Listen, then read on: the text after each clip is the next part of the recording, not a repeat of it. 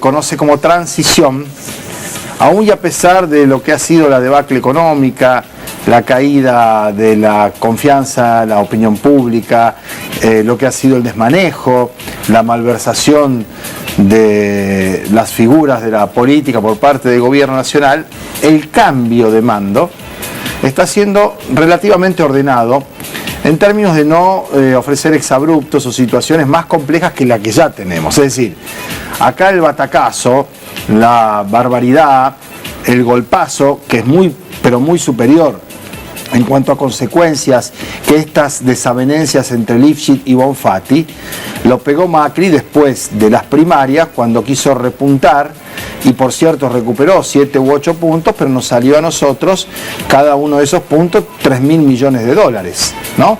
Digo, el día que se enojó, soltó el dólar, dejó que trepara, que hubiera una nueva devaluación y que fuera la finalización de una serie de desatinos que llevaron puesta a cantidad de empresas, trabajadores, emprendimientos, ilusiones, programas, proyectos. Esa fue la transición. Porque claro, cuando se concreta la primera vuelta y se termina la historia, ya no había más nada por hacer para tratar de evitar lo inevitable, y lo que quedaba era mínimamente ensayar una salida ordenada, que es lo que está intentando hacer ahora el presidente, y no lo consigue tampoco, porque lo que ha ocurrido, por ejemplo, con el tema del protocolo del aborto y la eyección del secretario de Salud Pública, que dicho sea de paso, no es para lamentarlo en términos de la pérdida de lo que supone para un ministerio o una Secretaría de Salud. Este hombre ha sido realmente parte de una situación y de un armado estructural que ha devastado un tema tan importante como es la salud pública en la Argentina. Se fue por esto del aborto, por desavenencias, como dijimos antes, que en algún punto hará que quede ese recuerdo, tal vez para algunos que tengan alguna fragilidad de memoria o algún grado de indulgencia a la hora de revisar conductas y actitudes.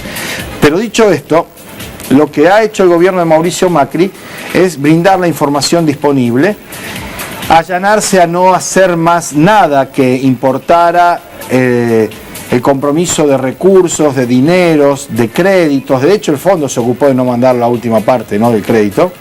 Nadie lo reclamó, porque era mejor que no se lo dieran para que no lo siguieran timbeando.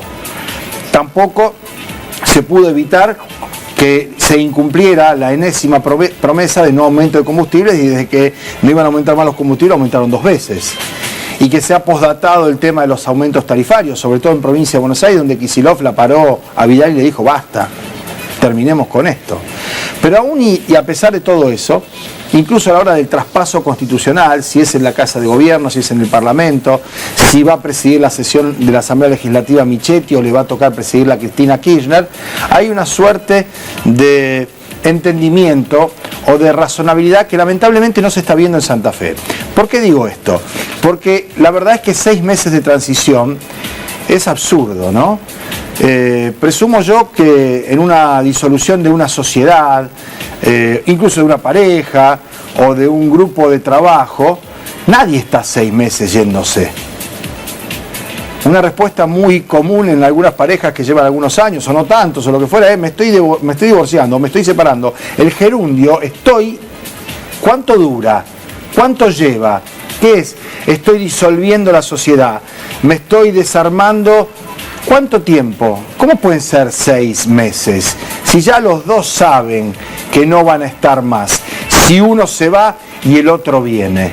¿Cómo además en esos 6 meses no hubo un punto de entendimiento para no terminar como se está terminando ahora, con acusaciones cruzadas, con compromisos establecidos, con planta de empleados en algunos casos inexplicable, y sufriendo los que tienen la razón y el derecho a estar efectivamente blanqueados? Porque sobre pretexto de que van a dejar algunos que son de planta política y son asesores y el hijo de o el hermano de aquel o la hija de este, los que están esperando para titularizar, por ejemplo, en el Ministerio de Educación o para jubilarse, están padeciendo un paro camuflado de una situación irregular porque no laburan. no se están haciendo los trámites en ese ministerio y en otros ministerios, porque no sabe qué va a pasar con la gente que tendría que pasar a planta, sobre todo los que estaban ya en la negociación, en la paritaria de antes de la elección primaria en la provincia de Santa Fe. Pero como hay gente que va a volver de la provincia a la ciudad de Rosario, que está viendo si vuelve en tal o cual categoría, cómo hacen para dejarlo, todo esto también involucra a Hapkin, que está conversando y negociando con la gente de la municipalidad, pero se toma otra dimensión. Cuando son fuerzas políticas antagónicas como el peronismo y el socialismo, llegamos a esto del presupuesto. Que la verdad que haciendo abstracción de las fuerzas políticas, no pongamos el Frente Progresista y el peronismo, no pongamos ninguno, pongamos A y B. Si A gobernó 4 años y se va el 10 de diciembre y B asume el 11 de diciembre, ¿cómo A va a dejar todo abrochado, escrito, asignado, distribuido, reformulado el presupuesto que va a tener que gastar B en el próximo año? Es de locos. Es absurdo por donde se lo mire. Es como si, y ahora le ponemos nombre y apellido, Macri le dejara aprobado a Alberto Fernández el presupuesto 2020. No tiene sentido. Bueno, esto es lo que está haciendo el Frente Progresista. Y las explicaciones que se ensayen, y yo tengo mucha gente a la que le tengo cariño, respeto, consideración y conozco hace muchos años, saben que está mal. Saben que está mal.